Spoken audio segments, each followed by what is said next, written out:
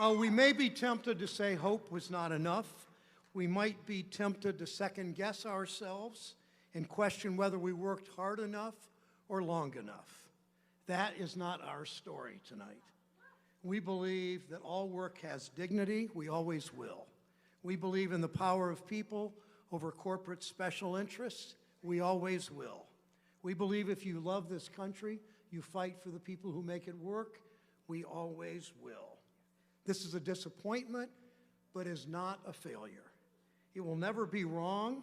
It will never be wrong to fight for organized labor. It will never be wrong to fight for the freedom of women to make their health care decisions. It surely will never be wrong. It surely will never be wrong to fight for civil rights and human rights.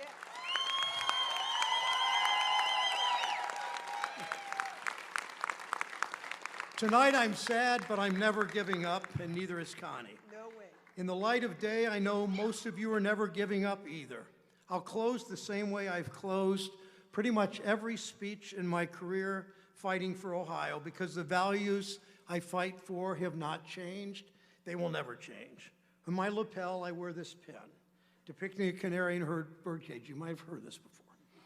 It was given to me decades ago by a steel worker at a Workers' Memorial Day rally in Lorraine. You know the story. At the turn of the century, coal miners took the canary down in the mines with them to warn them of poisonous gas. The mine worker in those days knew he didn't have a union strong enough or a government that cared enough to look out for him. He was on his own. Over the last century and a half, we have done so much to change that. All of those fights required going up against powerful special interests. I think about the lesson that any union organizer knows. They don't just give you fair wages, safe workplaces, good benefits. They don't just give it to you. You go out and take it. That's how progress is always worked in this country. Wall Street and corporations just didn't say one day, you know, people work so hard out there, we ought to have Social Security, and we ought to have an 8-hour day and time and a half and a ban on child labor. No, we fought for it, we demanded it, and we got it. And the big insurance companies just didn't all of a sudden say, you know, a lot of people are sick. We ought to provide seniors health care. No, we fought for it, we demanded it, and we got Medicare. And in the 1960s, a bunch of segregationist Southern senators didn't just decide one day, you know, everybody ought to be able to vote in this country. No, we fought for it, we demanded, and we got voting rights. And then last year, politicians didn't all of a sudden say, you know, we really ought to stop interfering in women's personal health care decisions. Of course not. We fought for abortion rights in Ohio, we demanded it, and we got it.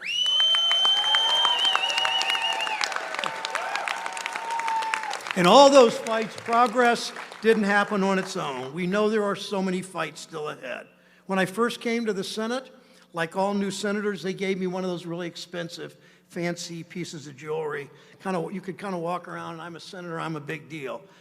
I wore it for a couple days, but it just didn't feel right, so I took it off and I put my canary pin back on.